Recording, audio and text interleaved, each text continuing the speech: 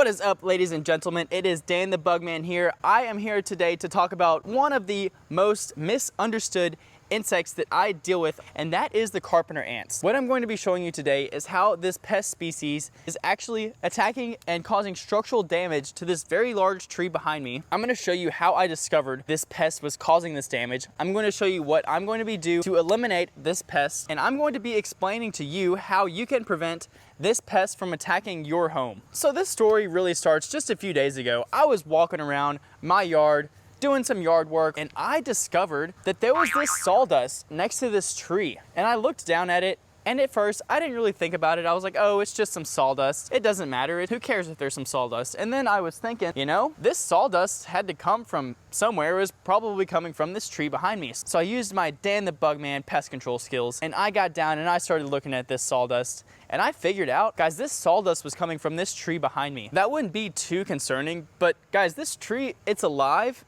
And if I don't say so myself, I mean, it's a pretty big, pretty healthy tree. It really shouldn't have a bunch of sawdust next to it. But it didn't take me long to figure out that there is a large, very active carpenter ant colony currently attacking this tree behind me. And in a lot of cases, you know, I wouldn't worry about it. I would just let Mother Nature do its thing. But in this case, guys, this tree is probably 100 feet tall, and it is definitely in falling range of my house. I would prefer not to happen. So today I'm going to show you how I'm going to be treating this very large carpenter ants. I'm going to explain to you what carpenter ants do, why they are so misunderstood. Guys, the bottom line is carpenter ants, they hardly ever actually attack the wooden structure on a house.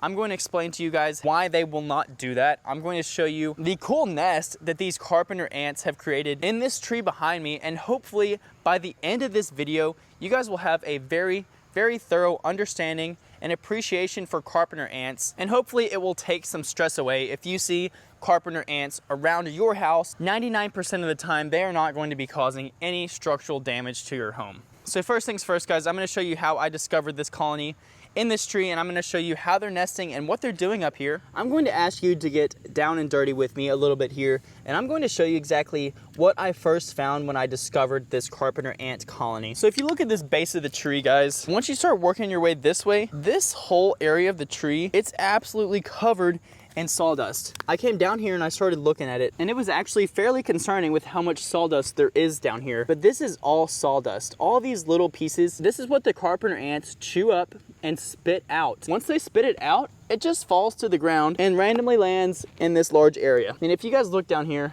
there's sawdust up here, there's sawdust up here, there's sawdust up here. And if you keep looking up here, guys, there's actually just little pieces of sawdust stuck to this tree.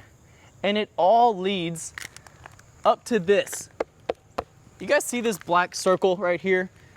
That used to be a tree branch. A few years ago, we decided to give this tree a nice haircut, and they chopped off this piece of wood. So this piece of wood used to be alive. And guys, most of the time, a live tree has natural pest control techniques to keep things like carpenter ants, termites, carpenter bees from attacking it and destroying it. This self-defense is tree sap. In this case, unfortunately, this tree has not had time to properly cover up this big wound. And since it's dead, it's exposed to the elements. That makes it the most optimal nesting spot for carpenter ants. So let's go ahead and take a closer look at this piece of wood and the carpenter ant nest entrance.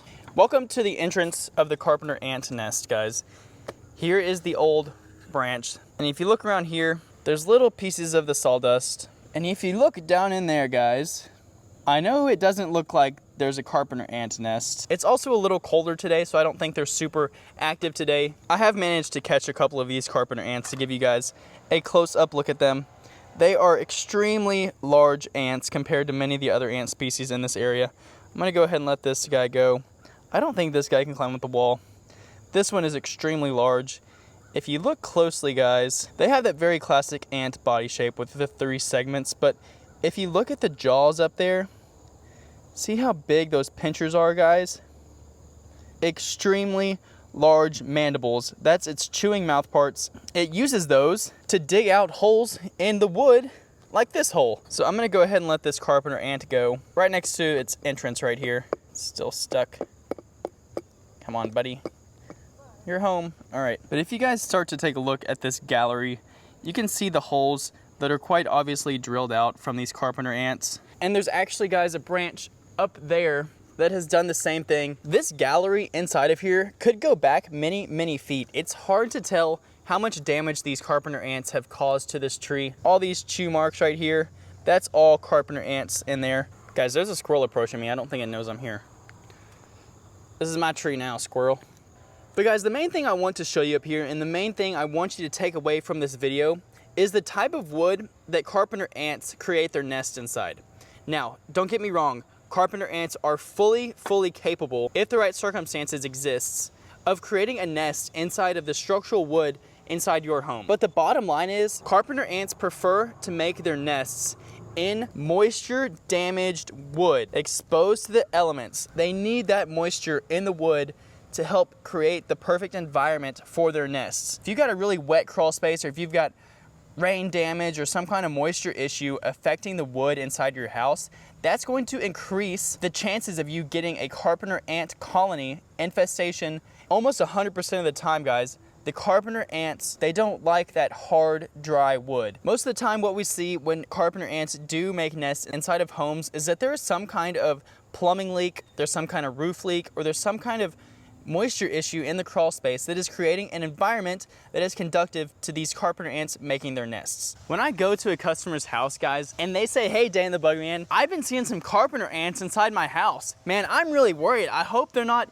eating my house to the ground." It's very easy for me to explain to them how they should not be worried. It's such a common question I get, guys, because people know what carpenter ants look like. They're those big ants. When they hear the word carpenter and they see an ant inside their house, they think, "Oh crap, these ants, they're destroying my house." It's just not the case, guys. It hardly ever happens. In fact, in my 4 years in the pest control industry, I have never seen an active carpenter ant colony nesting inside of the wood inside of a customer's house. I'm gonna show you guys what I'm going to do today to help knock out this carpenter ant colony. So what I'm going to be doing today, and how I treat all ants, regardless if they're carpenter ants or odorous house ants or fire ants, is I use a bait treatment. Today, I'm going to be using a granular ant bait. This one's called Advanced 375A. Don't ask me what 375A means. The carpenter ants absolutely love this stuff. I don't know why they like it so much, because it doesn't taste that good, guys. I've tried it plenty of times. I mean, I could see it being like a topping on a pizza or something. They just eat this straight, and I don't get it, but I guess that's why I'm not an ant. So I'm going to be sprinkling this stuff around the base of this tree where all these foraging carpenter ants are. All they do with this stuff is just pick it up in their large mouth parts, and they take it back up to the nest, and they start to feed on it inside the nest. It's a slow acting active ingredient, so it will spread throughout the colony and kill off the colony in a matter of a week or two. I'm gonna show you guys where these ants have already started to pick up this bait. This is actually a little smaller species of carpenter ant down here. See those red and black ants? And it looks like actually the colony entrance is right there. So those are actually another species of carpenter ants besides those big black ones. If you look down, you can kind of see like the little pieces moving, and then you look closer and you realize that there's an ant carrying them. It's pretty funny to watch. Tons of these pieces headed straight back into the colony there. I don't know how they pick them up, guys. These ants are absolutely jacked. They're yoked. They've been working out every day. They pick up these pieces of bait that are twice as big as they are. There's that black carpenter ant species we were talking about earlier. I don't know what it's doing down here, but it's right in the middle of this red carpenter ant species. I just found this on this tree, guys. Hope everyone knows what that is. That is the queen carpenter ant right there. It looks like she actually just shed her skin. Just kidding. That's a cicada larva where it hatched out and came out of its shell. Everyone should know what that is. The best way to tell if it is or isn't a carpenter ant is just to look at the size of the ant. If it's a large ant, a centimeter or 2 centimeters, then it is most likely a carpenter ant. If it's one of those little bitty baby ants, it's probably a different species of ant. Let me check my notes here and see if that was all I had to say about carpenter ants. I guess that's about it for today's video. So as always, guys, thank you so very much for watching. If you have any questions about what I did today, or if you have a specific pest problem that you want me to look at, just shoot me a comment. I try to answer all the comments on my videos. And until next time, I will see you guys again very, very soon.